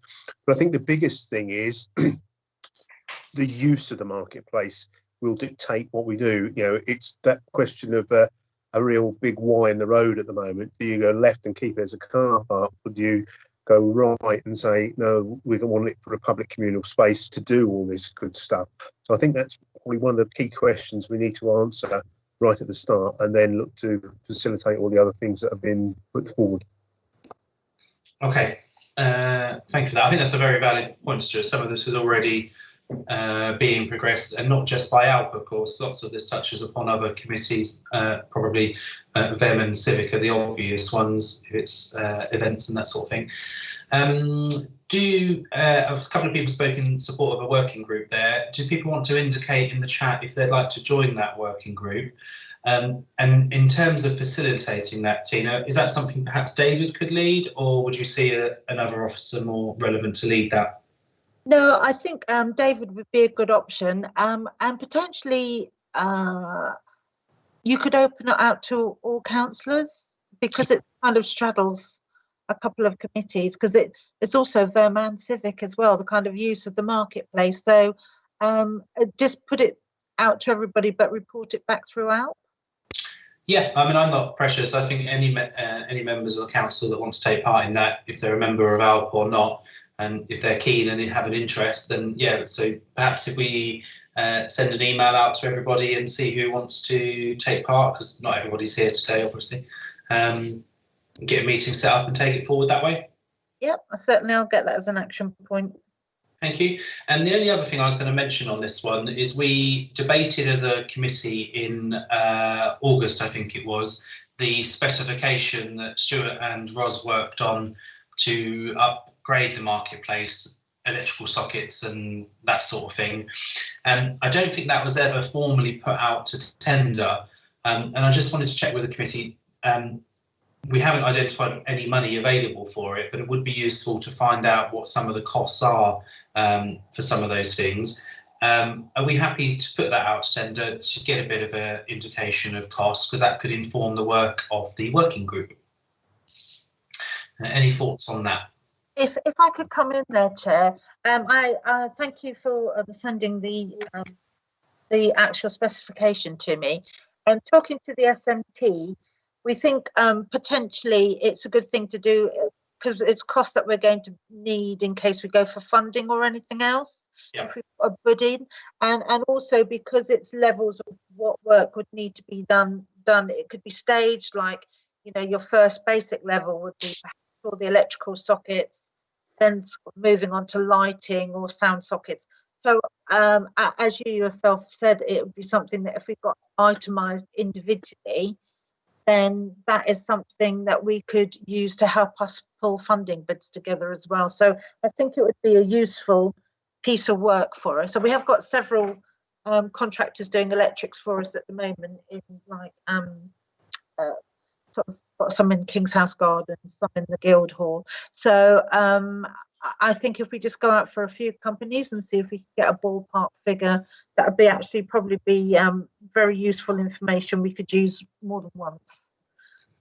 Brilliant, that's good. If we get that ball rolling, and then that will inform whoever ultimately joins the working group. So I haven't seen anyone else indicate on that, so I'll take that as read that people are happy with that one.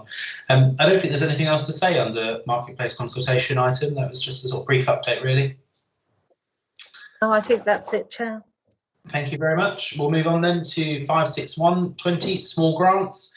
I think we've got one new application and one previous application to note a potential change. Is this one Alan, perhaps? Or Tina? I'm not sure. Oh, I'll hand this over to Alan. Well delegated. Thank you, Chair. I believe this documentation was circulated to all members. The various trusts deal with understanding women and child's mental health issues, behaviour, and people in abuse. The application form has been completed. They've provided all the information. They are a relatively new organisation, so they don't have a set of annual accounts, but they do have all the other information that we've requested. The amount, I think their funding is £300, and like I say, all the information has been circulated. Thank you. If you're content that they meet our policy and they've supplied all the information, that seems good to me. Can I ask for a proposer and a seconder, please, to accept that application? I'll propose Chris Harvey. Thank you, Sorry, Chris. Jane. That's all right. I'll second it. I'm not precious. Thank you. Probably best, seeing as it's money, if you could indicate in the chat, please, that you are happy to accept that grant application, please. So it's agree or disagree or for or against, one of the two. Chair, can I say agree, because the chat throws me out. So. That's fine, Dennis. Noted. Thank you very My much. chat's not working either, so I'll agree. Thank you. Same with me, Chair. It's Mike Brindle, and I'm in favour. Brilliant. I think that's certainly a majority, probably unanimous. Yes, I think you have a full house there, Chair. Thank you very much. And there was one change to a previous application, I believe.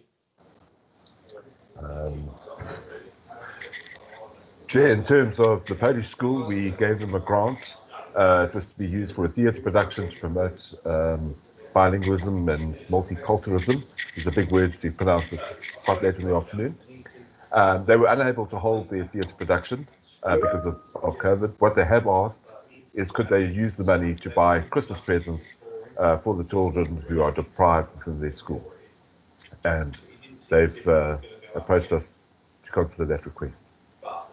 Lovely. Thank you very much. Again, if you're content that that conforms with our policy that we've adopted, can I have a proposer and a seconder to accept that change, please?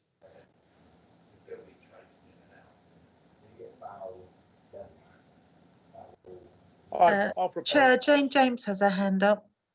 Oh, sorry, Jane, I missed that one. No problem, Chair. That's on the Polish one, yeah? Yes, it is. I'm just kind of wondering how providing the Christmas presents helps promote bilingualism and multiculturalism in terms of what we actually supported initially. I get that it's going to support the pupils, but the impact on the wider community, I'd like some clarification, please. I don't know if you're able to respond to that one, Alan, at all. Does it say in there, presumably they wrote to us and asked for a change? They have. Did they indicate how they'd achieved what Jane mentioned there? Unfortunately not. I think they just thought, the impression I got was they were unable to spend that money within the time frames that we had asked them to do, and they'd seeked another way to use it. So that, I think, is driving their decision making. Okay. May I make an alternative suggestion, Chair? Sorry. Yeah, go ahead. That we give them some extra time to put on that theatre production, because obviously I'm very mindful that we're in a crazy world right now and we could do with being kind. And I think it would probably be a big benefit to the community, not just, you know, the Polish school, if that could go ahead to promote those key objectives. So if we could give them extra time, is that an alternative? Okay. Can I come back, Chair? Hold on 1 second, Chris. I'll take Jenny, Carla, and then yourself, please. So Jenny first. Thank you. I don't think it's in the grant rules for Christmas presents, but I totally agree with Jane. We have extended grant applications before. We've extended it so that that they can go ahead with what they actually originally applied for. So, I mean, it's not really, shouldn't be any problem in extending it for their use. But I think if we're going to agree for Christmas presents, we could turn around and be opening another door. But no, I mean, extension would be lovely for them. Okay, thank you for that, Jenny. Carla's next, please. Thank you, Chair. Just a suggestion. I see both points for Brendan and Jane. Perhaps we could just go back to them and suggest that if they can't put the play at a later date, that rather than just providing presents, because they are a bilingual school, make those presents actual tools of education, perhaps books that are written in both languages or with some learning element to it. There's no reason why they shouldn't present them as gifts to the children around Christmas time, but they can make it as tools for the learning process as part of the integration and and promoting the bilingualism. So perhaps this is a suggestion that they can take on board and perhaps come back to us. Yeah, I did wonder if they were sort of books to help with reading and writing and sort of that sort of. I don't know. That's why we asked. Thank you, Carla. Brenda, agree with Jane. Dave, support Jane's idea. Chris, you next, please.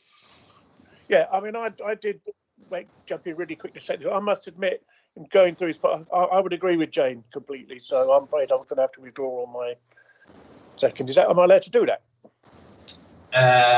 I'm not sure, but I'll allow you. I don't think it's overly controversial. We're all on the same page on this one. So I think what I'm hearing from the committee is our preference would be to go back to them to delay the spend of the grant. There's other things that we funded that haven't happened, which are holding on to the money till next year to see if they can put on. So that would be our clear preference that we would indicate to them. And I think obviously it's a time critical matter because Christmas is approaching. So I would like to give the officers a steer that if they say that they actually can't put it on next year, do we either want to be asking for the money back? Or would we say that we would want reassurance that the Christmas presents support the original aim of bilingualism and multiculturalism? I have to make sure I say those words properly. In which, if it does conform with that, then we're happy for that to be supported. I can see a physical hand from Jane. Thank you, Chair. Shall we be even kinder and give them a couple of years to spend the money? I'm feeling really generous and nice today, and I'm just really mindful that actually we need positivity at the moment, and I think that the theatre production could really present that and give a real opportunity to the whole of the community of Thetford and support bilingualism and multiculturalism. And I hope I said those right. I had the same problem, Terry. But yeah, should we just be kind and say a couple of years, because we're not sure how this is. We've already had the discussions about the impacts in terms of venues and events and that kind of thing. Let's be a bit flexible and a bit kind. Would you be so kind as to phrase that in a proposal, please, Jane? Done. Propose that the Polish school small grant for the theatre production to the school to promote bilingualism and multiculturalism is extended for 2 years from this date. Anyone would like to second that, please? I would second that, Mike Brindle. Thank you, Mike. Duly noted. And if you could indicate in the chat, please, if you agree with that proposal. I can't go in the chat, but I do agree. Yeah, I must remember that. Indicate in the chat or shout out. I'm shouting out in favour. I'm in favour of Jane's amendment. Thank you very much. So, agree with Jane. Alan, are you happy that resolution, there's a majority there in favour of that? Does that give you enough to go back to them and give them an answer from the committee? It certainly does. Thank you, Chair. I'll go back to them tomorrow. Thank you very much. Thank you, Jane, for that. I'm not aware of any other small grants requests, just to double check before we move on. No, that's it, Chair. Super duper, thank you. I haven't had an update on our spend this financial year on small grants, so perhaps we could have a bit of a tally up for the January meeting, just to see if we need to be encouraging people to apply. We can make a note of that. That'd be really useful. We've given a fair few out this year, but I'm not sure if we're close to our budget limit or not. We'll move on to 56220, correspondence. To note any correspondence received, there's 2 on the screen. One of them, frankly, is the land issue at Stanford Road, which I'm very pleased will be discussed by full council. Thank you very much. And I'm not sure if Mark Webster's still with us, but if you are, Mark, did you want to comment? For the moment, yeah. Brilliant. Do you want to comment on the magnet fishing one? Yeah, just a request. This is the Thetford River Group, I'm sure people are aware of, have noted the current trend in magnet fishing, i.e. using a magnet to fish bits of metal out of the river. They have noted that a lot of people are just taking the metal out and leaving piles of scrap metal by the riverbank. and they have requested whether it's possible for the council to ban magnet fishing on its land. I suppose we don't have wider powers on this. One of the things that we could do is I could go to Ellis at the Environment Agency and ask what their policy is, whether they have any legal powers on this matter, or whether we just can consider it as part of the usual sort of fly tipping reporting process that we would go through with it.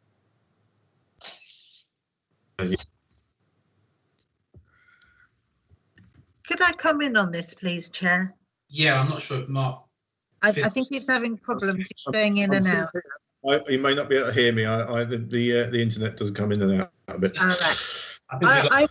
I would strongly suggest that we need to speak to the EA about this and to find out if there is any legal recourse that we can take, and if they already have anything in place. I think we need to make sure that we have all those bases covered before we think about taking that as a decision by the council. Yeah. So caution always. So I think that we just need to go and speak to them, perhaps speak to Anglian Water, speak to Breckland, because Breckland are known as quite a lot of our river, and see what they already have in place and what their views are on it. And as Mark rightly said, we could only come up with a decision for the riparian rights we have, because the actual river is owned by somebody else. Yeah. So yeah.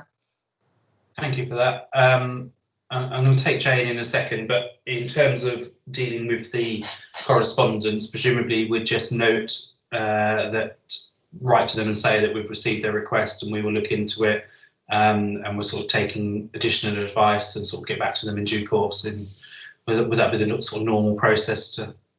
Yeah. Yeah, I just the sums it up, definitely. Yeah, I mean, what Tina outlined just sounded like it won't be an immediate response as long as we don't leave them, whoever it is, unresponded. Jane, did you want to comment on this one? No point, because the town clerk said everything I wanted to say. Jolly good. I thought you might be saying you're a keen magnet fisher for a moment.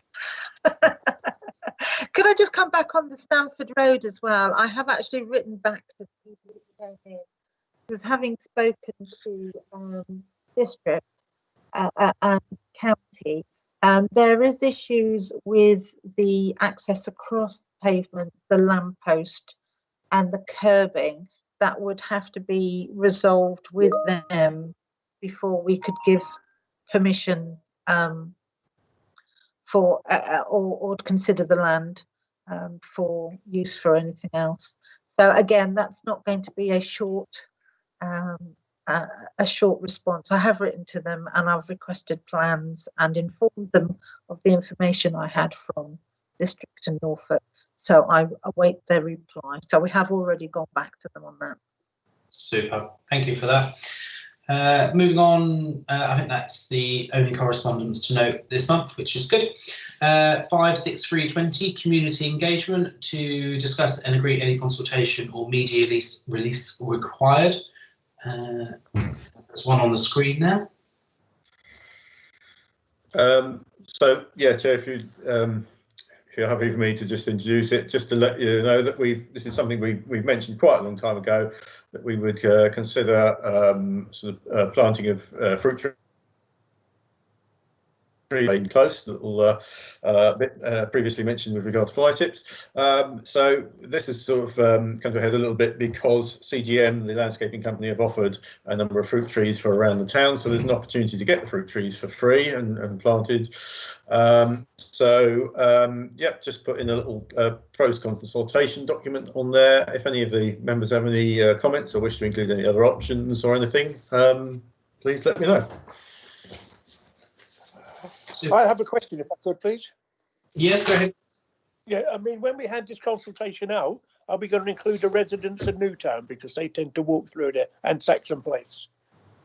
I thought just the immediately surrounding streets, i.e. Newtown and Dane Close itself, yes. But okay, all right. And I'm quite prepared to deliver the notes for you. That's not an issue. That would be great, particularly with Dane close to the block of flats. I think, you know, if somebody's got access to. He doesn't that, do flats. He don't go upstairs, does our Chris? I don't do stairs, but my knee won't take it. But I mean, apart from that, I can do Newtown and Saxon Place, etc. It's not a problem. Right. Okay. Thank you very much. I don't mind doing Dane Close if you want, Mark. Chair, could I just interrupt, please, that we're at the 2-hour mark and therefore need to suspend the standing order so that we can move past the 2 hours? Thank you, Town Clerk. I had entirely forgot to look at the clock, so you are quite right. Are members happy to suspend standing orders, please, so we can finish the remaining business? Yes. Can I be pedantic, please, Chair? You may. Suspend standing order 3CC, please. No. How do you know that? Not the whole lot. I'm a sad woman. Brilliant. I'll take it as read the committee's happy to suspend standing order 3CC. Jane, you had your hand up before that. Did you want to comment on this item, or is it just on standing orders? It was for the standing order.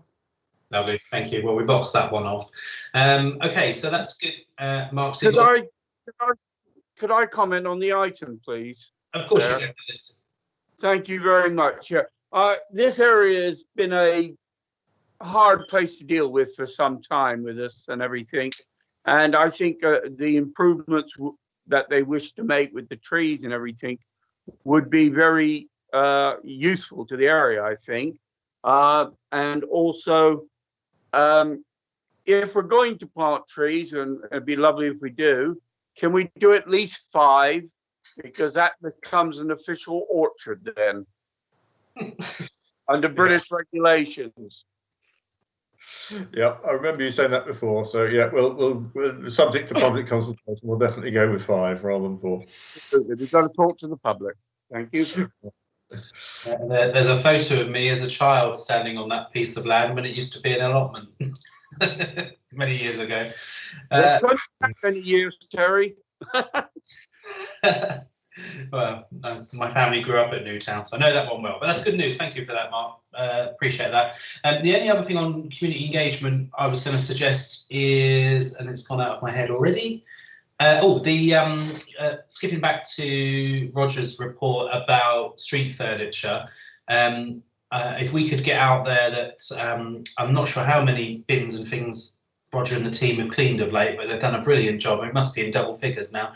If we could get out there maybe some pictures of the tidied up bins and give contact details if anyone else has got any other, you don't want to be deluged with them, but if people want to highlight any other ones that need doing in the new year, I think that would be, it's a good news story with cleaning up the street furniture.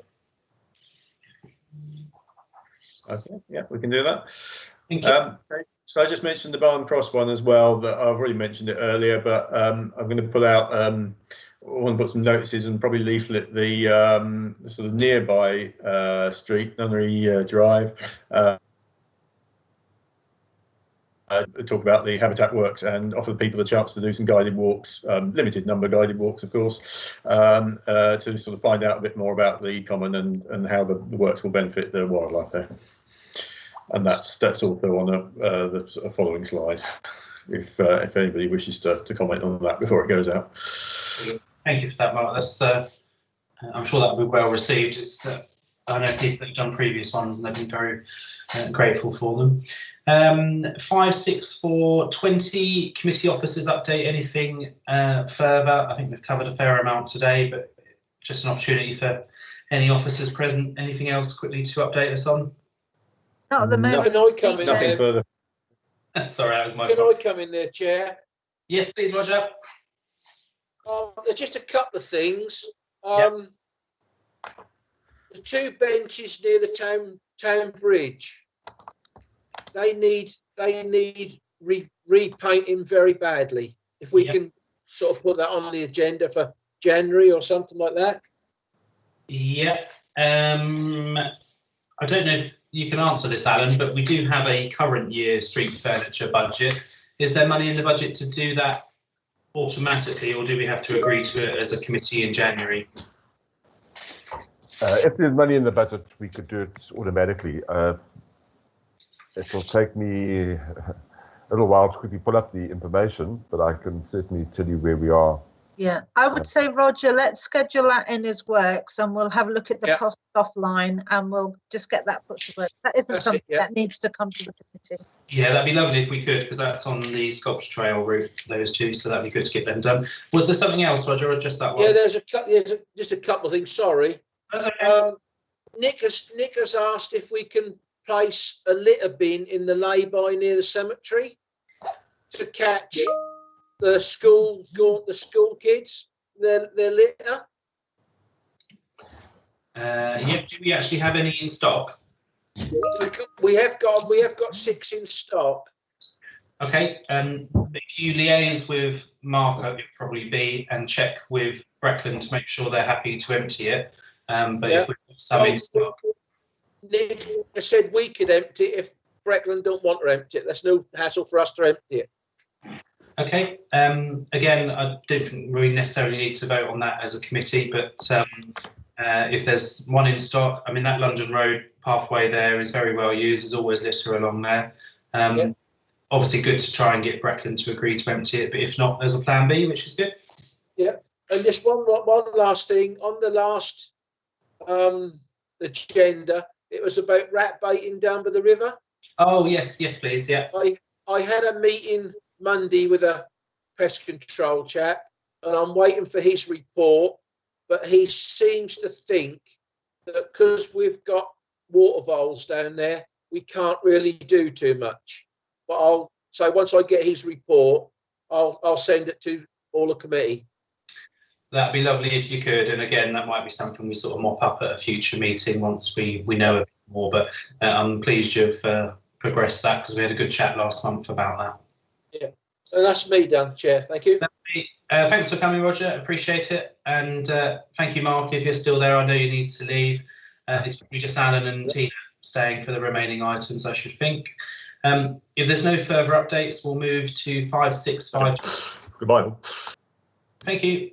Exclusion of press and public, to consider resolving that pursuant to the Public Bodies Admission to Meetings Act 1960, the press and public be excluded for any remaining items of business on the grounds that publicity would be prejudicial to the public interest by reason of the confidential nature of the business to be discussed. The two remaining items are of a commercially sensitive nature, one being a lease and the other being a tender. Are committee members happy to exclude press and public, please? Agreed. Yep. Yes. Thank you very much. And if somebody could confirm, please, when you've switched off the recording or whatever it is we do to put it onto YouTube.